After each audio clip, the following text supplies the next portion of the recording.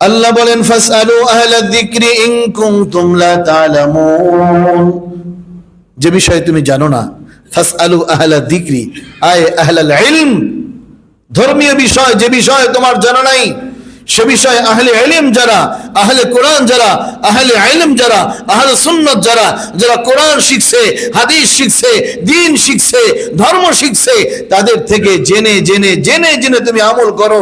নিজে একা একা মাতবারি করতে যাইও না, নিজে একা একা গবেষণা করতে যাইও না, একা একা পণ্ডিতি করতে যাইও না, একা একা তুমি এই পথে চলতে যেও না, শিক্ষক ছাড়া গেলে বিপদ হয়। ফাসআলু আহলা যিকরি ইন কুনতুম লা তা'লামুন। রোগী যদি ডাক্তারি বই খুলে ঔষধ খাওয়া শুরু করে দেয়, ডাক্তারের কাছে যাবো কেন? আমার ঘরে বই আছে, আমার মোবাইলে সব কিছু আছে, মোবাইলে সার্চ দিলে তো সব কিছু পাওয়া যায়। আমার জ্বর কত, জ্বর এত এত 102 জ্বর, কি খেতে হবে? সে ইন্টারনেট ইউটিউব সার্চ দিয়ে সে ঔষধ খাওয়া শুরু করলো। লক্ষণ ভালো না খারাপ? বলেন না, ভালো না খারাপ? বিল্ডিং করবেন, বেশ, এখন তো ইউটিউবে সব কিছু আছে। 6 তলা বিল্ডিং করবেন, এত টন রড, এত এই পরিমাণ বালু, এই পরিমাণ সিমেন্ট, বেশ, আপনি এগুলো দেখে দেখে নিয়ে আসলেন, একা একা কাজ শুরু করলেন। লক্ষণ ভালো না খারাপ? ঠিক ধর্মীয় বিষয় কিছু ইদানিং শুরু হয়েছে, ইউটিউবে তো সব দেখা যায়, এই তো হাদিসে আছে, এই তো ইউটিউবে আছে, এই দেখেন এত নম্বর হাদিস।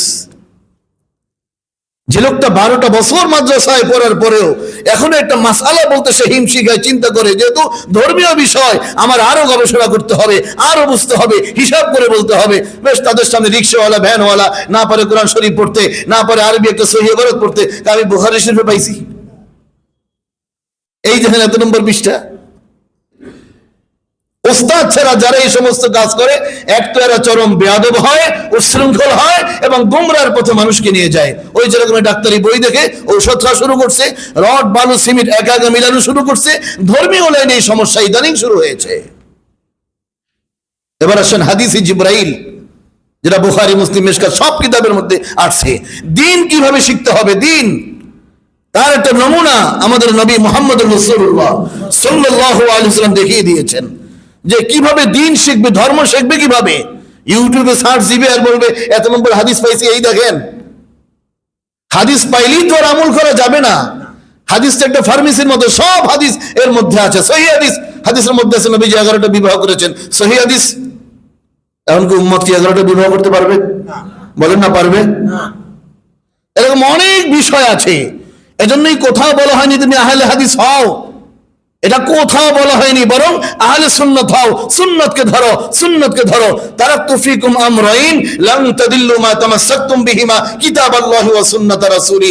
নবীজি বলেন তোমাদের মাঝে দুইটি বিষয় আমি রেখে যাচ্ছি, দুইটি জিনিস, এই দুইটি জিনিস যদি আঁকড়িয়ে ধরো তোমরা কখনো গোমরা হবে না, পথভ্রষ্ট হবে না। নাম্বার 1 হলো কিতাব আল্লাহ, আল্লাহর কিতাব। নাম্বার 2 হলো ও সুন্নাত রাসূলি, রাসূলের সুন্নাত। হাদিস আর রাসূল বলা হয়নি, মক্কা মদিনা বলা হয়নি, মক্কাকে ফলো করো, মদিনাকে ফলো করো, সৌদি আরবকে ফলো করো, এটাও বলা হয়নি। বলা হয়েছে কোরআন এবং সুন্নাহকে ফলো করো। এখন তো সৌদি আরবও সিনেমা হল ওপেন হয়ে যাচ্ছে, সেখানেও বিভিন্ন নাচ গান ওপেন হয়ে যাচ্ছে। এজন্যই রাসূলের হাদিস বারবার মনে পড়ে যে তোমরা কোরআন সুন্নাহকে আঁকড়িয়ে ধরো। মক্কাকে বলা হয়নি, মদিনাকে বলা হয়নি, হাদিসকে বলা হয়নি, বলা হয়েছে কোরআন এবং সুন্নাহ। হাদিস তো ব্যাপক বিষয়। অন্য হাদিসে নবীজি বলেন মান তামাসসাকা বিসুন্নতি ইনদা ফাসাদি উম্মতি ফালাহু আজরু মিয়াতি শাহীদ। ফিতনার জামানায় যে আমার সুন্নতকে আঁকড়িয়ে ধরবে, যে আমার সুন্নতকে আঁকড়িয়ে ধরবে, আল্লাহ তাআলা তাকে 100 শহীদের সওয়াব দান করবেন। দেখেন, এই যে একাধিক মাযহাব হলো, অনেকে মূর্খতার কারণে, না বোঝার কারণে, ওই যে ওইদিন বললাম যে মাযহাব 4 মাযহাব ভাঙ্গে এক মাযহাব করতে গিয়া এখন আহলে হাদিসের গ্রুপ হচ্ছে কয়টা? 19টা। বাংলাদেশে 19টা, মেইন হলো 5টা, 4টা 5টা। তা আমরা 4 মাযহাব কেন করবো? আমরা এত মাযহাব কি? আবার আমরা একদিন কোরআন এক, হাদিস এক, নবী এক, আমরা এক দলে থাকবো একসাথে। এই 4টে ভাঙ্গে একটা করতে গিয়া এখন সেখানে 19টা পাট পাট, 4টে তো আসি, এক একজনের সাথে এক এক ধরনের কঠিন কঠিন কোন্দল আর ভয়ানক পরিস্থিতি। মাযহাব মানে দিন না, মাযহাব মানে মত। যে হানাফি মাযহাব যে বলা হয়, হানাফি মাযহাব মানে হানাফি মত, এটা দিন না, দিন বলা হয়নি। আর দিন তো একটাই, দিন আল ইসলাম। আমার দিন কি? বলেন না, দিন কি? কেউ বলে দিন মানে হানাফি বলে, কেউ শাফি, কেউ বলে মালিকি, কেউ বলে হাম্বলি কি বলে দিনই আল, কিছু কিছু কিছু মুনাফিক এই সব এই দেখেন ধর্মকে টুকরা টুকরা করা হয়েছে, ধর্মকে টুকরা করে দেওয়া হয়েছে, আমরা আহলে হাদিস হব, ধর্মকে টুকরা হানাফি মালিকি শাফি হাম্বলি এগুলি আবার কি না, এগুলো তো মত। তোমাদের মধ্যে মত আছে আলবানি শাইখ আলবানি তিনি এক কথা বলেছেন, শাইখ উসাইমিন তিনি এক কথা বলেছেন, একজনের সাথে একজনের মিল নাই। একজনে বলেছেন এভাবে রুকুর থেকে ওঠার পরে হাত ছেড়ে দিতে হবে, আরেকজনে বলেছেন রুকুর থেকে যখন উঠবে আবার হাত বাঁধতে হবে। সে সৌদির মধ্যে তো দুই শাইখের মধ্যে মারামারি কুন্দল আছে, এটাকে আমরা দিন বলি। মত থাকতেই পারে একাধিক মত, যাক সে বিষয়গুলো বলছি না। অত বেশি বাড়াবাড়ি করলে সব তলের বিরল বের হয়ে যাবে যে আসলে কারা সমাজের মধ্যে ফিতনা করতে চায়, সমাজকে যারা ধ্বংস করতে চায়। আজ পর্যন্ত কোন মসজিদে এই সব বিষয় নিয়ে মাযহাব নিয়ে কোনো মারামারি হয়েছে কোথাও? দেখছেন কোথাও? ইদানিং একজন লোক আসলে আপনার নামাজ হয় না, এভাবে দাঁড়াতে হবে, কি এই যে শুরু হলো ফিতনা।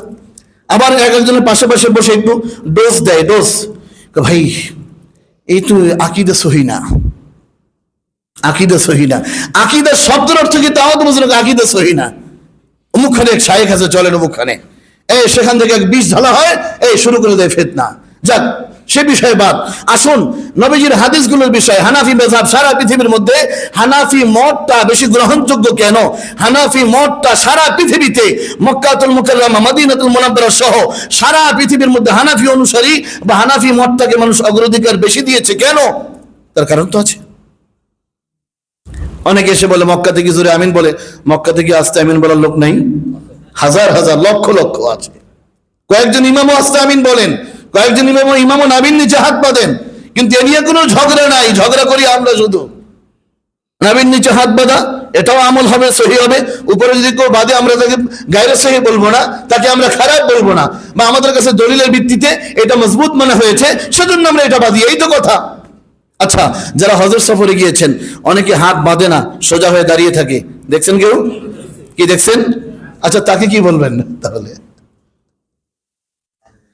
ছোটখাটো বিষয় নিয়ে আমরা যেইভাবে ফিতনা করতেছি, আফসোস লাগে তখন যে মানুষগুলো সময় কিভাবে নষ্ট করে। যে লোকগুলো মসজিদে আসে না তাদের ব্যাপারে কোনো ফিকির নাই।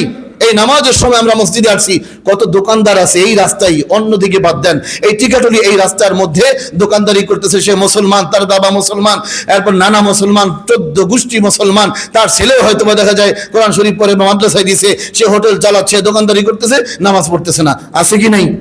আচ্ছা, তাদের ব্যাপারে ফিকিরটা আপনি না করে আপনি ফিকির করতেছেন যে এই লোকটা হাত এখানে বাদে, তাকে নিয়ে ফিতনা করতেছেন, তাকে নিয়ে দ্বন্দ্ব করতেছেন, তার মধ্যে বিষ ঢালতেছেন, ফিতনা ঢুকাইতেছেন। ওই লোককে নিয়ে আলোচনা করবে কে? তাকে হেদায়েতের পথে আনবে কে? কাফেরদের কথা বাদই দিলাম, যোগ্যতায় কুলায় নাই আপনার কোন হিন্দুকে দাওয়াত দেওয়া, যোগ্যতায় কুলায় নাই আপনার কোন কাফেরকে দাওয়াত দেওয়া, যাক সেই যোগ্যতা হ্যাডাম আপনার নাই, ঠিক আছে। যে মুসলমান নামাজ পড়ে না তাকে মসজিদে আনার জন্য মেহনত করেন, যে লোকগুলো আল্লাহর ঘরে আসলো নামাজ পড়তেছে, এই সব ছোটখাটো বিষয় নিয়ে ফিতনা ঢুকিয়ে দেওয়া, এর মানে এই জন্যই অনেকে বলে যারা এই সব ফিতনা করে এরা ইহুদিদের দালাল। সন্দেহ তো এই জন্য হয়, সন্দেহ তো এই জন্য হয়, একই বলা যায় না, কিন্তু সন্দেহ তো এই জন্য হয় যে নামাজি বরাবর ফিকির করো, সেই ফিকির নাই। আর যেই লোকগুলো আল্লাহকে বিশ্বাস করে, রসুলকে বিশ্বাস করে, নামাজ পড়ে এবং সেই রসুলের একাধিক আমল, নাবির নিচে হাত বাঁধা তাও পাওয়া যায়, উপরে হাত বাঁধা তাও পাওয়া যায়। যে কথা বলছিলাম, একটা মাসালা যদি বলি বুঝতে পারবেন সহজে। একাধিক হাদিস আসছে মেসওয়াকের ব্যাপারে। মেসওয়াক করা গুরুত্বপূর্ণ একটি সুন্নত। প্রত্যেক নামাজের আগে মেসওয়াক করা কার সুন্নত? বলেন না কার সুন্নত? এটাও যেমন সহিহ হাদিস যে প্রত্যেক নামাজের আগে মেসওয়াক করা। আর এক হাদিসের মধ্যে আছে প্রত্যেক ওযুর আগে মেসওয়াক করা। দুইটা কিলাহুমা সহিহ, দুইটা সহিহ হাদিস। প্রত্যেক ওযুর আগে মেসওয়াক করা, প্রত্যেক নামাজের আগে মেসওয়াক করা, দুইটাই নবীজির আমলে পাওয়া যায়, দুইটাই নবীজির সুন্নাত বলে সাব্যস্ত, দুইটাই সহিহ হাদিস দ্বারা প্রমাণিত। আমি সম্ভবত 13 সালে যখন আবার গেলাম হজের সফরে, তো শুনলাম মদিনাতুল মুনাওয়ারায় মদিনা শরীফের নবীজির মসজিদের ঠিক কিবলার দিকে ফিরলে ডান দিকে ছাদে বড় মদিনা শরীফে বড় লাইব্রেরি আছে। তো সেখানে চলে গেলাম।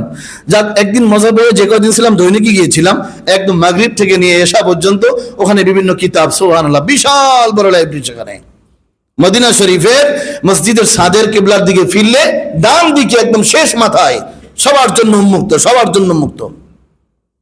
কম্পিউটার আছে, বেশ সার্বিক ব্যবস্থাপনা সেখানে আছে। তো সেইখানে গিয়ে এই হাদিস দুইটা আমি পেলাম। আগেও পড়েছি কিন্তু অত বেশি গরজ হয়নি, কিন্তু এই দুইটা সেখানে পাওয়ার পরে সেখান থেকে এই গবেষণা আবার শুরু হলো। যাই হোক, হাদিস দুইটা, প্রত্যেক নামাজের আগে মেসওয়াক করতেন, প্রত্যেক ওযুর আগে মেসওয়াক করতেন, এটাও সুন্নাত আমল, দুইটাই সহিহ হাদিস। এখন আসেন হানাফি মত, যেটা ইমাম আবু হানিফা রাহমাতুল্লাহ আলাইহি, তিনি চিন্তা করেছেন দুইটাই নবীজির হাদিস, কোনটা কি ছোট করে দেখার কোনো সুযোগ, দুইটাই সহিহ হাদিস। কিন্তু সহিহ হলো এর মধ্যে উত্তমের বিষয়টা আছে কি নাই? না জায়েজ না, জায়েজ কিন্তু উত্তম। তিনি গবেষণা করে দেখলেন দুইটাই মানা যায়, কিন্তু যে কোনো একটা সিদ্ধান্ত দিলে যে এইটা উত্তম এটাও জায়েজ, তিনি চিন্তা করলেন যে নামাজের আগে যদি মেসওয়াক করে, অনেক সময় মেসওয়াকটা যদি ধৌত না করা হয়, সবার মুখের কন্ডিশন তো একরকম, কথা কি বুঝতে পারতেছেন? সবার মুখে এই যে গবেষণা আসলো, মত আসলো, মত তো আর ঘরে বসে বসে কেউ স্বপ্ন দেখে তৈরি করেনি, কোরআন সুন্নাহর আলোকে গবেষণা করে করে, আমাদের মতো ইউটিউব সার্চ দিয়ে গবেষণা করেনি। তারা একটা হাদিসকে সামনে রাখার পরে আরো শত হাদিস তারা সামনে এনেছেন, তাদের হাজার হাজার হাদিস মুখস্থ ছিল। আমাদের বাংলাদেশে এই বর্তমান পৃথিবীতে এক একজন শায়েখ, কারো লাল রুমাল, কারো সাদা রুমাল, শায়েখ শায়েখ নাম দেয়, 10টা হাদিস সহিভাবে তার সনদ সহ মুখস্থ নাই, এরকম বহু শায়েখ আছে। 10টা হাদিস তার সনদ সহ মুখস্থ নাই, নাম দিয়েছে শায়েখ। ফিতনা তো এমনি ছড়ায় না। ওলামায়ে কিরাম 10, 12, 15 বছর মাদ্রাসায় পড়ার পরেও, গবেষণা করার পরেও দ্বীনি কথা বলার খুব ফিকির করেন। এটা তো দুনিয়ার কোনো বক্তব্য না, আখিরাতি বক্তব্য। যে বক্তব্যে মানুষ হেদায়েত পাবে, যে বক্তব্যে মানুষের চোখের সামনে থেকে কুয়াশা দূর হবে, দ্বীনের আলো পাবে, সেটা যেন সহিভাবে হয়। ইমাম আজম আবু হানিফা রাহমাতুল্লাহ আলাইহি চিন্তা করলেন যে নামাজের আগে মেসওয়াক করা সেটাও নবীজির আমল, ওযুর আগে মেসওয়াক করা সেটাও নবীজির আমল। দুইটা হাদিস, কিলাহুমা সহিহ, দুইটা হাদিস এবং সহিহ হাদিস। দুইটার মধ্যে বেশি উত্তম কোনটা? দুইটার মধ্যে বেশি ভালো কোনটা? দুইটাই ভালো, বেশি ভালো আছে কি নাই? এই হলো গবেষণা। তিনি চিন্তা করলেন যে অনেক সময় দেখা যায় যে নামাজের আগে যদি মেসওয়াক করে, তো অনেক সময় সবার মুখের কন্ডিশন তো একরকম থাকে না, স্বাভাবিক। অনেক সময় অনেকে দেখা যায় বিরাজ করে 2 বার 3 বার বিরাজ করে, 5 বারও বিরাজ করে, কিন্তু এরপরে মাশাআল্লাহ তার সামনে কথা বললে 2-4 মিনিট টেকা যায় নাই, অনিচ্ছাকৃত তার এলাকা ত্যাগ করতে হয়। আছে কি না এমন? এটা একটা রোগ, হতেই পারে, স্বাভাবিক। তাছাড়াও স্বাভাবিক মুখ থেকে দুর্গন্ধ আসতেই পারে কম বেশি। তো নামাজের আগে যদি মেসওয়াক করে আর মুখ ধোয়ার সুযোগ পায় না, মেসওয়াক ধোয়ার সুযোগ পায় না, মুখটা ধোয়ার সুযোগ পায় না, তো যেহেতু রাসূলের হাদিস, সাহাবীদের আমলও আছে, এটাও জায়েজ। কিন্তু ওযুর আগে যে হাদিসটা আছে যে ওযুর আগে মেসওয়াক করা, ওযুর আগে যদি মেসওয়াক করা হয়, তাহলে ওযু করার সময় একটু মুখটাও ধোয়া হয়, মেসওয়াকটাও ধোয়া হয় কি হয় না? কথা বুঝতে পেরেছেন? ওযুর আগে যদি মেসওয়াকটা করা হয়, মেসওয়াকটা ধোয়া হয়, পাশাপাশি মুখটাও কুলি করা হয়। মেসওয়াক করতে গিয়ে যদি কোনো এলোমেলো কিছু বের হয়, দাঁতের ফাঁক দিয়ে যদি কিছু বের হয়, কোনো ময়লা বের হয়, কোনো খাবার বের হয়, সেটাও ধৌত করা হলো, সেটাও পড়ে গেল, মেসওয়াকটাও ধৌত করা হলো, মুখটাও কুলি করা হলো, ওযু হলো। তিনি বললেন যে দুইটাই সহিহ হাদিস। তাহলে আমার মত হলো যদি এইটা হলো বেশি উত্তম আর ওটাও জায়েজ। না জায়েজ বলেননি, কারণ রাসূল করেছেন, না জায়েজ বলবে কিভাবে? এই যে জোরে আমিন বলে মক্কাতুল মুকাররমায় কোন হানাফি মাযহাবের কেউ মত বলেছে যে তারা নাজায়েজ করে? তা তো বলেনি, কিন্তু আমরা করি ফিতনায় নিয়া। তো তিনি বলেছেন দুইটাই নবীজির হাদিস, তবে আমার মত বেশি উত্তম এইটা যে ইনদা কুল্লি